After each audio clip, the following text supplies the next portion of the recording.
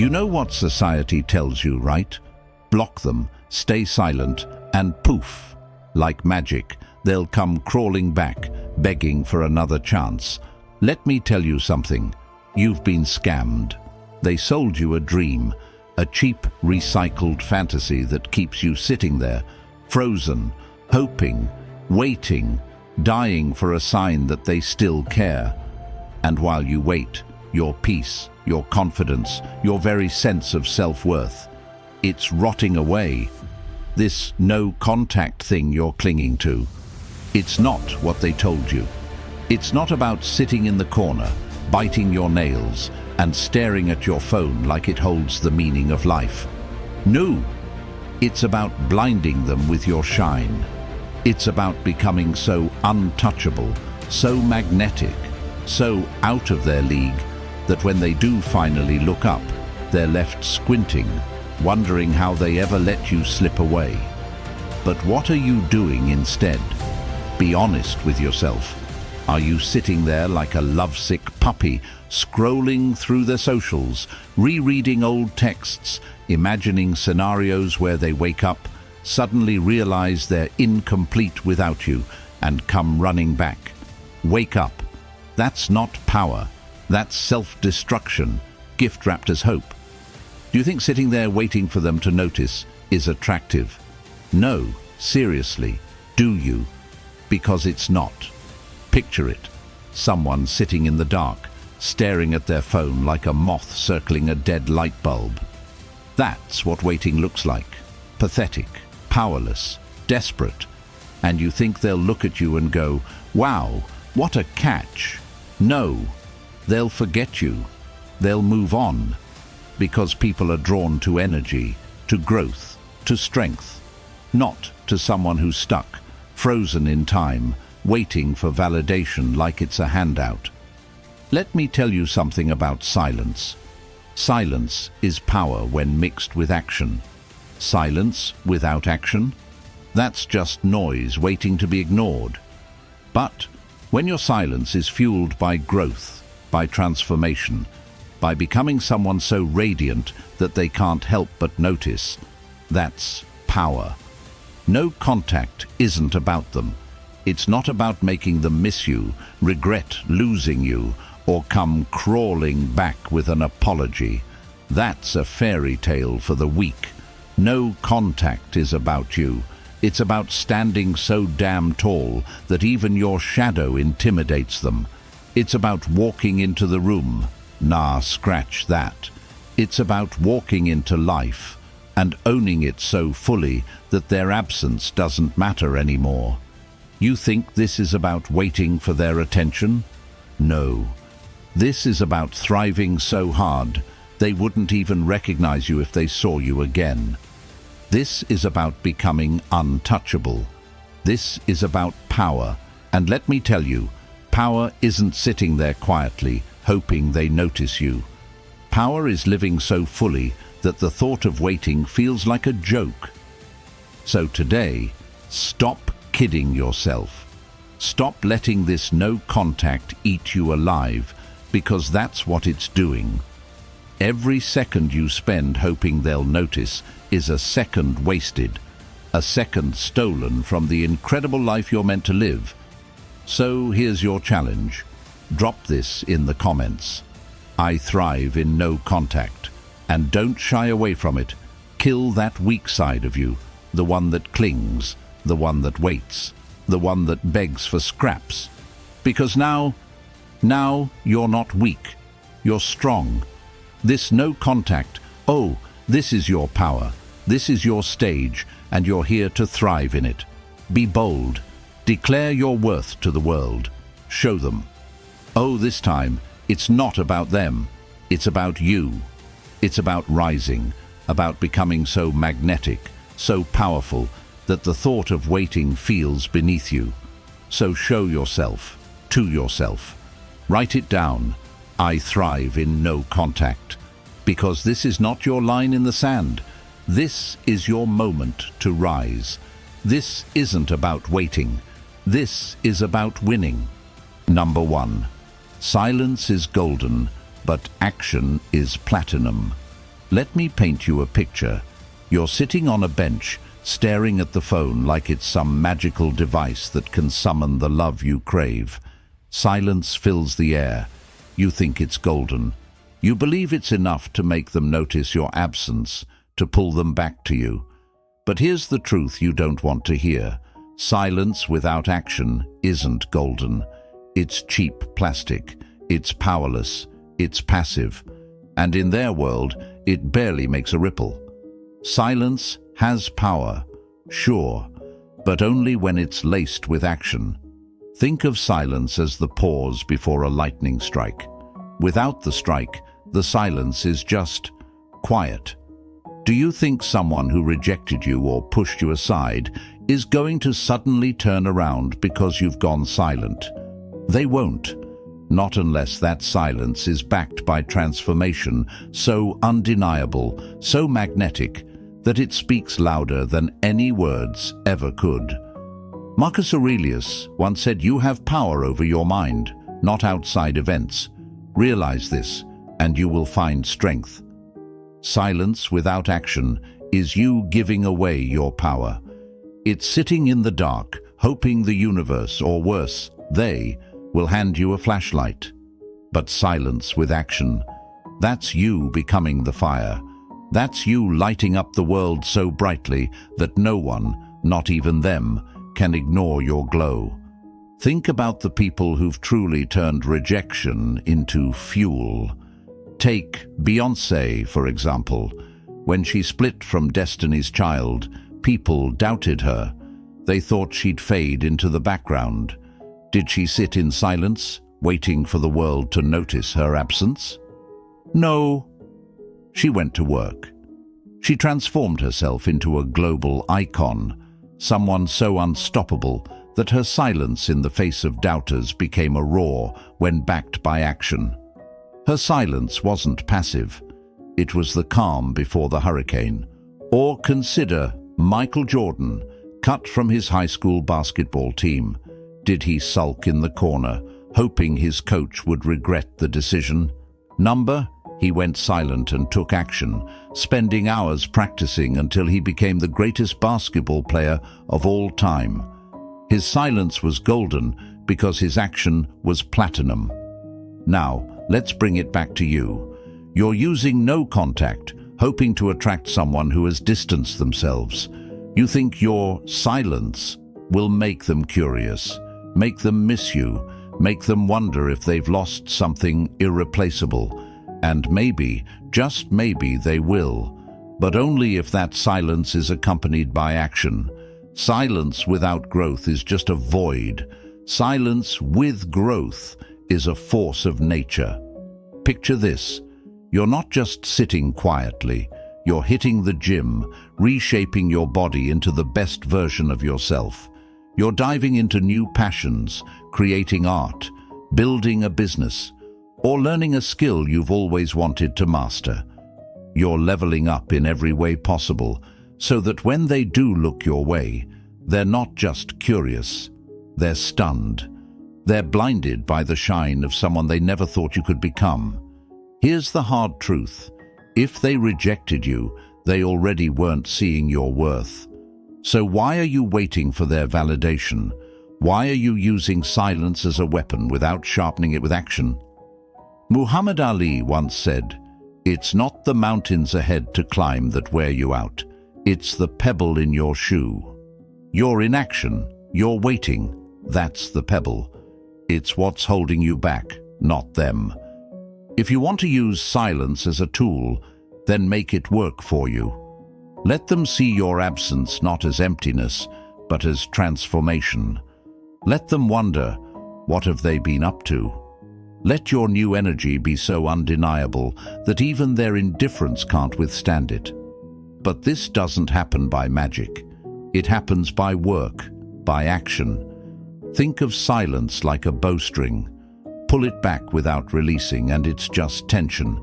But release it with precision, with strength, and it becomes a force that hits its target. Your silence must be the pull, but your action must be the release. Without the two working together, all you've got is wasted energy. Take a deep look in the mirror. Are you using silence as an excuse to do nothing, or are you letting it fuel your transformation?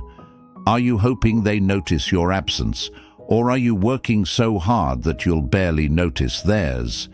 Because that's the real test here. Stop waiting for them to hear the silence. Start making them feel it. Build yourself so high, grow so fiercely, that your silence roars louder than anything you could say. Become the person who no longer needs them to see your worth, because you're too busy living it. This isn't about getting them back. This is about getting you back. So use your silence wisely. Mix it with action, and let the result speak for itself. And before we move further, if you have any questions or thoughts lingering in your mind, don't hold back. Drop them in the comments. And hey, if everything I've said so far hits home and makes sense, this video definitely deserves a like, right? So go ahead, hit that like button, and make sure you subscribe to stay part of this journey. Now, let's move towards something that's going to change how you see everything. Number 2, stop wishing. They'd miss you. Make them regret losing you. So folks, society tells you this no contact rule is about one thing, making them miss you. You're told to disappear like a ghost, and they'll suddenly realize they can't live without you. Sounds good, right? But here's the catch. It's a lie, a scam, a sweet little fairy tale sold to the desperate. Because while you're sitting there wishing they'd miss you, they're out there living their life, and you're stuck, letting your mind eat you alive. Wishing isn't power. Wishing is weakness disguised as hope. Let's be real. Do you think they're lying awake at night, crying over your absence, while you're replaying every memory in your head? No, they're not. And every second you waste wishing they'd notice you is a second you're giving away. Why are you handing them your power? Why are you letting their indifference control your story? Here's the hard truth. You don't need them to miss you. You need to make them regret losing you. And that doesn't happen by sitting in silence, staring at your phone, and hoping for a miracle. It happens by action. It happens by transforming yourself into someone they'll look back on and realize they never deserved. Marcus Aurelius once said, "The best revenge is not to be like your enemy. Stop wishing for their attention. Stop wanting them to feel your pain. Instead, become someone so strong, so undeniable, that their regret isn't about missing you. It's about realizing they could never have you again." Picture this. You're not a ghost haunting their thoughts. You're a phoenix rising from the ashes, glowing so brightly that even their blind indifference can't ignore you. You're not whispering, "Do you miss me?" You're roaring, "Look at what you lost." Take Beyoncé, for example. When life handed her betrayal, did she sit there wishing for things to go back to how they were? Hell no.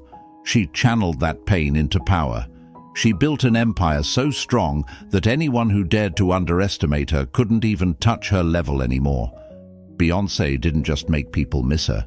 She made them regret ever doubting her. And it's not just celebrities.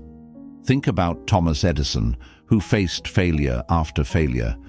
Did he sit there, wishing the world would recognize his worth? No, he kept building, kept innovating, until he became a name no one could forget. That's what you need to do. You're not waiting for them to see you. You're becoming someone they can't ignore. Here's a metaphor for you. Wishing is like sitting in a boat with no paddles, staring at the shore you want to reach, hoping the tide will carry you there. Regret? Regret is when you grab those paddles, row with all your strength, and build a whole new life on a better shore. So good that they're left stranded on the old one, staring at what they'll never have again. You need to understand this. Regret is a byproduct of your growth, not your silence.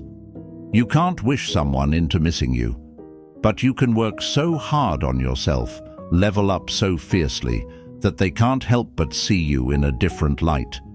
And by the time they do, it's too late. Stop focusing on them. Stop hoping they'll notice you. Every ounce of energy you spend wishing for their attention is energy wasted on someone who has already chosen to look away. Instead, use that energy to fuel your rise. Get in the gym, read the books, take the courses, chase the goals that light your soul on fire. Let their indifference be the gasoline to your fire, not the chains that hold you down. Epictetus once said, "It's not what happens to you, but how you react to it that matters." Right now, you're at a crossroads.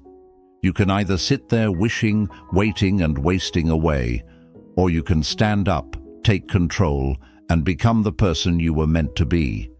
The one who doesn't just move on, they move up. Think about this. If they didn't value you when they had you, why are you still valuing them now that they're gone? Why are you prioritizing someone who couldn't see your worth?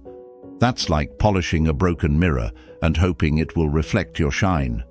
Stop that. Let their distance be the sign you need to pour all that love, all that energy into yourself. Remember this, regret doesn't come from silence. It comes from seeing someone they underestimated turn into someone they can't touch. Make them regret not seeing your worth by becoming someone so magnetic, so powerful, that even their memory of you feels out of reach. And before you start thinking, "But what if they don't regret it?" let me stop you right there. Who cares? This isn't about them. This is about you. Regret is just a side effect of your success, your growth, your shine, your rise. That's the real win. So stop wishing, start working, stop hoping, start building. This isn't about missing you. It's about realizing you're a whole damn universe they were too blind to see. Drop this in the comments. I rise. I conquer. Let it be your declaration. This isn't about waiting for them. This is about winning for you. Number 3, blocking is easy, and that's why you buy it. Blocking is the modern-day bandage for heartbreak. It's the first thing people tell you to do when someone breaks your heart. Just block them, they say, as if pressing a button will erase all the pain, all the memories, all the emotional chaos they left behind. And you know why you buy it? Because it's easy. Blocking feels like power. It feels like control. You convince yourself that shutting them out digitally means shutting them out emotionally. But here's the harsh truth. Blocking someone doesn't heal you. It just hides the mess. It's the equivalent of sweeping dirt under the rug. Sure, it looks clean for a moment, but the dirt is still there, festering, waiting to resurface. Let me ask you something. What's your goal? Is it to genuinely move on, or is it to create the illusion of strength? Blocking might give you a momentary high, but it doesn't change anything inside of you. If they still occupy your thoughts, if their actions still have power over your emotions, then blocking them is nothing more than a placebo. It's a quick fix for a long-term problem. Marcus Aurelius said, "You have power over your mind, not outside events. Realize this, and you will find strength." Blocking someone is an outside event. It's an action you take to avoid confronting the real issue, the part of you that still gives them space in your mind. True strength doesn't come from pressing a button. It comes from outgrowing them so completely that their presence or absence doesn't matter anymore. Think of it this way. Blocking is like putting a wall up between you and a fire. You can't see the flames anymore, but you can still feel the heat. The fire doesn't go out just because you built a wall. It still burns, and it will keep burning until you take action to put it out. Now, let's talk about what really hurts. Blocking is easy because it feels like a quick solution, but it's also a cheat code for avoiding the hard work of healing. And you know what? Healing isn't supposed to be easy. It's supposed to be uncomfortable, challenging and transformative. That's why it works. Growth doesn't happen in the comfort zone. It happens when you face the fire and walk through it. Take someone like Oprah Winfrey. She didn't block her pain or hide from the challenges life threw at her. She confronted them, worked through them, and turned her struggles into fuel for her rise. She didn't just block the negativity, she outgrew it. And now, she's a symbol of strength and resilience. That's the difference between blocking and thriving. Or think about J.K. Rowling.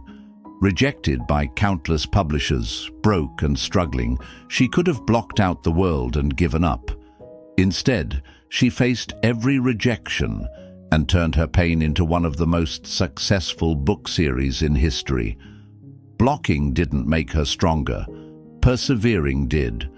When you block someone, ask yourself this: are you blocking them to protect your peace? Are you doing it because it's easier than dealing with the pain? There's a huge difference. Blocking can be a boundary, sure, but only if it's paired with action. If you're not doing the work to heal, grow and thrive, then blocking them is just a way to delay the inevitable. Here's the reality. True power doesn't come from shutting them out. It comes from building yourself up so much that they no longer have access to you. Not because of a button you pressed, but because you've risen to a level they can't reach. That's power. That's freedom. Blocking is easy. Thriving is hard. That's why so many people choose the easy path. They want the appearance of strength without doing the work to achieve it. But let me tell you something. The easy path never leads to greatness.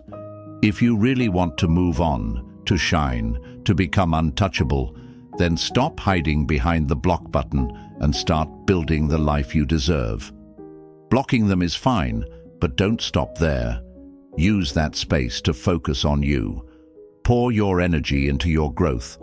Go to the gym, take that class you've been putting off, start the business you've dreamed of.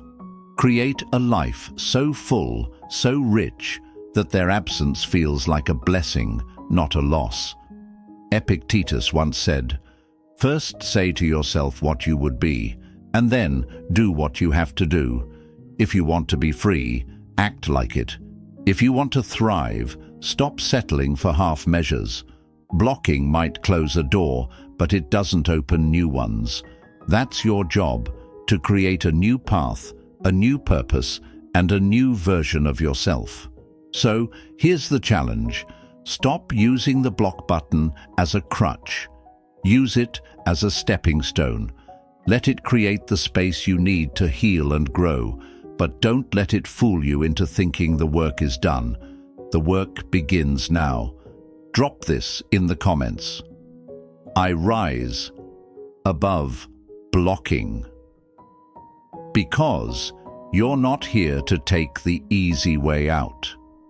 You're here to thrive. Number 4, they're distant because you taught them to. So folks, let me show you the real problem here. Society. Oh, society loves to tell you that when someone is distant, it's a them problem. Oh, they're afraid of commitment. They're just emotionally unavailable. It's not you, it's them. And while that might sound comforting, it's also a big fat lie. The truth? They're distant because you taught them to be. You heard me. You set the stage. You handed them the script. Every time you overextended yourself, every time you excused their bad behavior, every time you ignored the red flags, you taught them exactly how to treat you. You lowered the bar, and they got comfortable stepping over it. You let their distance slide, and they learned it was okay to keep pushing you away. Marcus Aurelius said, You have power over your mind, not outside events. Realize this, and you will find strength. But what did you do? You gave away that power. You made their distance your problem. Instead of standing firm, you bent over backward trying to close the gap. And guess what? That bending didn't make you stronger. It made you easier to overlook. Let me give you a metaphor. Imagine you're a flame, bright and strong. At first, they were drawn to your light, your warmth, your energy. But then, slowly, you started dimming yourself. Every time they pulled away, you burned a little less brightly, trying not to overwhelm them, trying to keep them close. But here's the thing, no one respects a flickering flame. They don't notice when it's gone, and they certainly don't chase it. And here's where it gets worse. Their distance has trained you, too. It's turned you into a chaser. Every time they pull away, you chase harder, desperate to close that space. Do you know what that makes you look like? A shadow. You're not standing tall anymore. You're following them, shrinking, bending, doing whatever it takes to stay in their light. And do you think they'll respect that? Do you think they'll value someone who's always chasing, never standing firm? People respect what they have to work for. They value what they might lose. But you've been giving away your value like it's a clearance sale. Every time you tolerate their distance without demanding better, you reinforce their behavior. You teach them that your presence is guaranteed, no matter how little effort they put in. Take Rihanna, for example. When she faced betrayal and heartbreak, did she chase? Did she dim her light? No.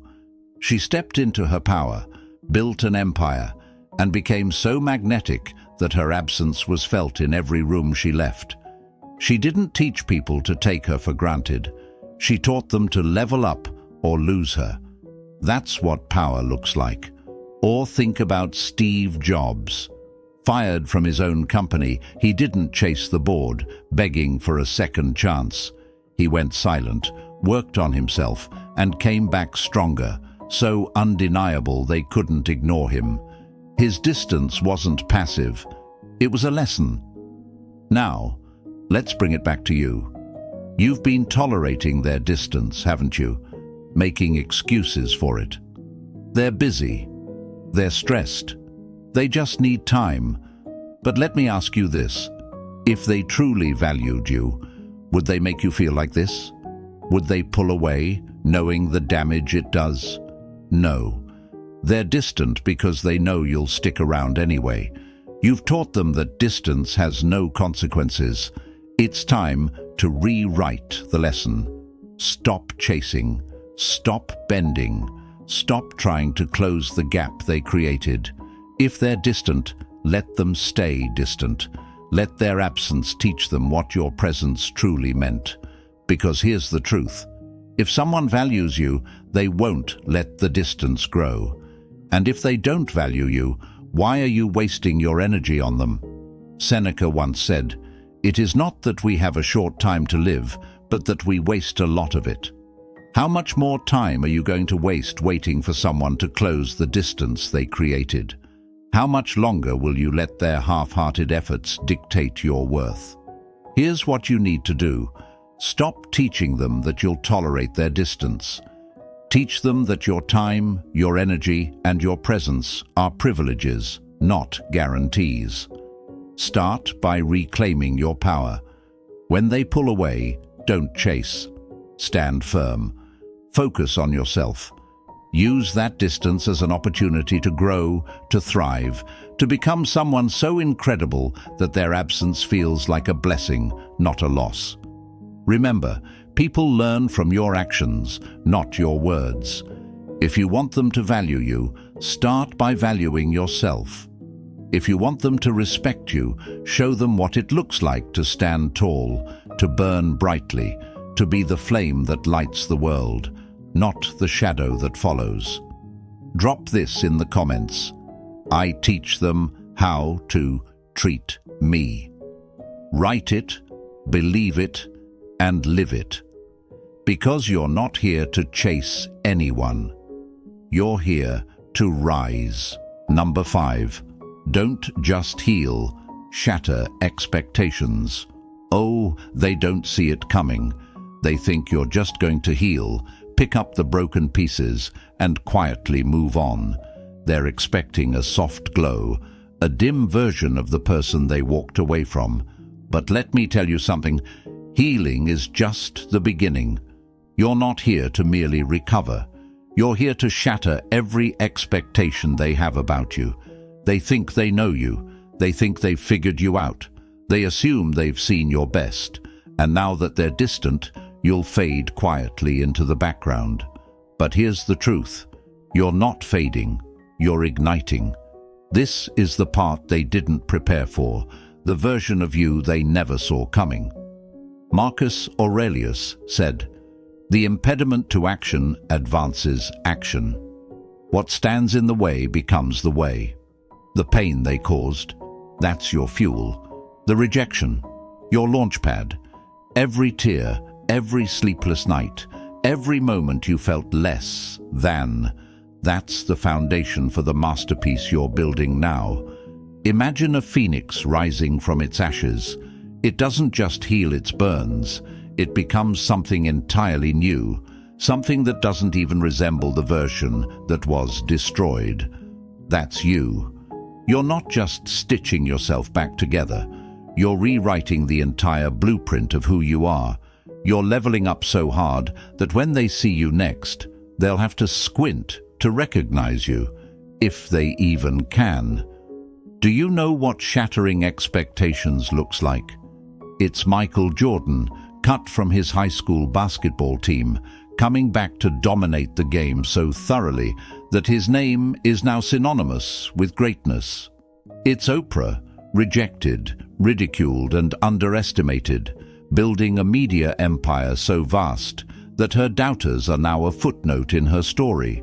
That's what it means to shatter expectations, not to heal quietly, but to rise so loudly that the world has no choice but to take notice. And let's not forget, this isn't about them. It's not about making them regret what they lost, though that's a nice side effect. This is about you. This is about becoming the version of yourself that doesn't just survive, but thrives so brightly that your past no longer defines you. They don't see it coming. They're expecting scars, but what they'll see is armor. They're expecting whispers, but what they'll hear is a roar. They're expecting the same person they left behind, but what they'll find is someone they could never even dream of deserving. Drop this in the comments. I don't just heal, I rise. Write it. Own it. Let it be the mantra that drives you forward. Because this isn't about healing. This is about becoming unstoppable. Number 6. Stop giving discounts on your value. So folks, let's talk about another lie. Society loves to tell you that if you just lower your standards a little, if you're a little more available, a little more forgiving, a little more easygoing, then they'll come around. What a joke. Let me tell you something. Every time you give someone a discount on your value, you're telling them you don't believe you're worth the full price. Think about it. When you go to a store and see something marked down, you assume it's not selling, that it's less desirable, that something about it wasn't good enough to keep its worth intact. That's exactly what happens when you lower your standards to keep someone in your life. They start to see you as cheap, as replaceable, as someone who will settle for less than what they deserve. Marcus Aurelius said, "The soul becomes dyed with the color of its thoughts." If you think you're worth less, you'll start to act like it. You'll settle for breadcrumbs instead of the feast you deserve. And when you start acting like a discount, people will treat you like one. It's a vicious cycle, and it ends only when you decide to stop. Oh, but they love when you discount yourself, don't they? It makes things easier for them. They can keep their distance, give you the bare minimum, and still know you'll stick around. But here's the reality.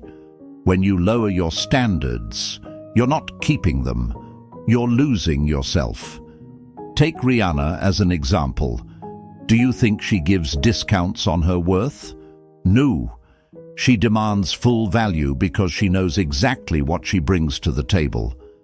And if someone can't afford her, literally or emotionally, that's their problem. That's the kind of energy you need to embody. Every time you accept less than what you deserve, you're telling the world you're okay with being undervalued. Stop it. You're not a clearance item. You're not a bargain bin find. You're the rare gem people need to work for, invest in, and cherish because they know they can't just find another like you. Think about this. Why would you keep handing out discounts to someone who already walked away? Why would you make it easier for them to undervalue you again?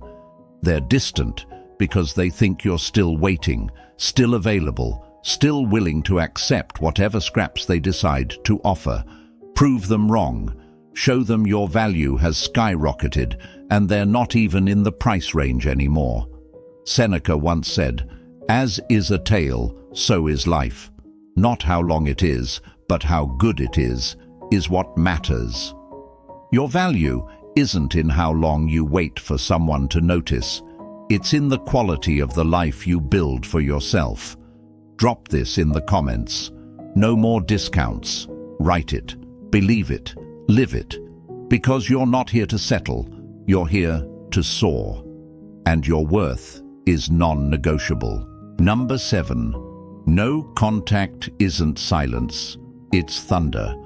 Let me tell you something. This no contact rule you're following, it's not about sitting quietly in the shadows, hoping they'll notice your absence. No contact isn't silence. It's thunder. It's the loudest declaration of your worth, your power, and your decision to reclaim your life. But here's the problem. Most people treat no contact like it's a whisper, a passive strategy, a game of waiting. You go silent and hope they'll hear it as loud as a scream. Let me tell you right now, that's not how this works. Silence by itself is nothing. But silence with purpose, silence backed by action, that's a storm they won't forget. Imagine you're standing in the middle of a field and the sky is dark. For a moment, it's still, quiet. But then the thunder rolls in, deep, rumbling, impossible to ignore. That's what no contact should feel like. Not a disappearing act, but a powerful presence that resonates even when you're not physically there.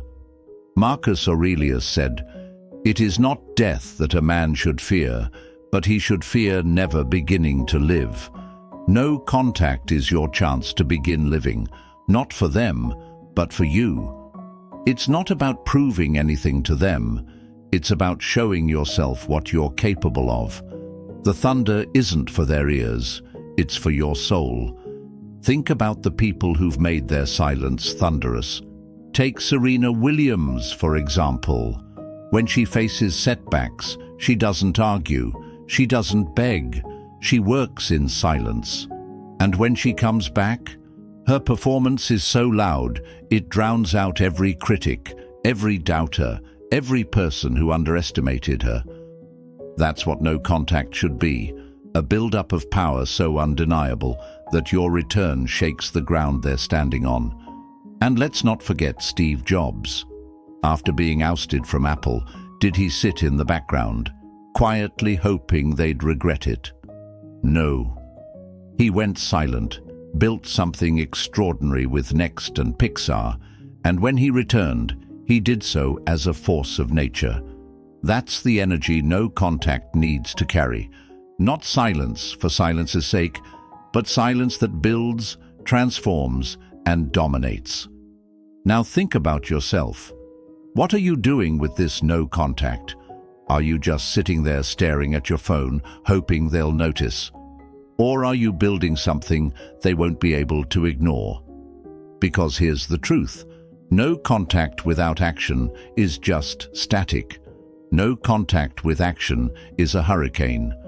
When they think about you, and they will, they should feel the rumble of your transformation, even from miles away. They should see your life evolving, your confidence growing, your energy radiating in ways they didn't think were possible. Your silence isn't empty, it's filled with your rise. You see, no contact isn't just about what you stop doing. It's about what you start doing. It's about the work, the growth, the commitment to yourself that turns the quiet into a roar.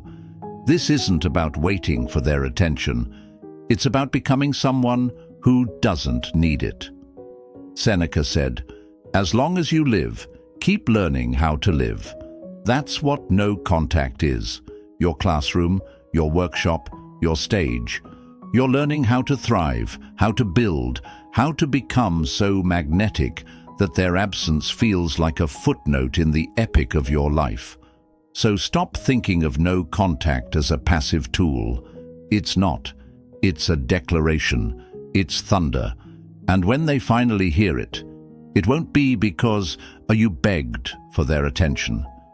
It'll be because you've become so powerful, so undeniable, that your silence drowns out everything else in their world. Drop this in the comments. I am the thunder. Let it be your mantra, your battle cry. No contact isn't about waiting, it's about becoming. And when you do, they'll hear you loud and clear. Society has a script for you, and let me tell you, it's rigged. It whispers, play hard to get, go silent, make them miss you, stay just out of reach, and they'll come crawling back. And you know what? It's a lie. No, wait, let me correct that. It's a half-truth. Sure, silence can make someone notice your absence, but only if you're using that silence to become someone worth noticing. Silence by itself? That's just a pause button on your life, not a strategy for winning. The problem is, society makes you believe the work ends with going quiet, as if disappearing into thin air will suddenly make someone value you. But here's the harsh truth. Silence doesn't make anyone miss you. It's the transformation behind the silence that does. And if you're not doing the work to grow, to thrive, to level up, then your silence is just background noise they'll easily forget. Think of it like this. Society hands you a paintbrush and tells you to stop painting. If you don't add any more colors, they'll appreciate the canvas, it says. But what's a blank canvas compared to a masterpiece? If you're not creating, evolving, or adding to your story, then you're just static. And static doesn't attract attention. It's ignored. Marcus Aurelius said, "The impediment to action advances action. What stands in the way becomes the way." The silence isn't the action. It's the pause that gives you the space to act. It's the foundation for your growth, not the growth itself. And society conveniently leaves that part out, doesn't it? Look at the greats. Think about Serena Williams. Do you think she plays by the rules of silence? No. She takes setbacks, goes quiet, and comes back louder than ever, not with words, but with achievements that shake the world. That's the difference between playing society's game and creating your own.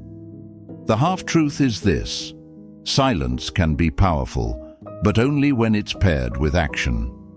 The full truth is that you don't just disappear and hope for attention.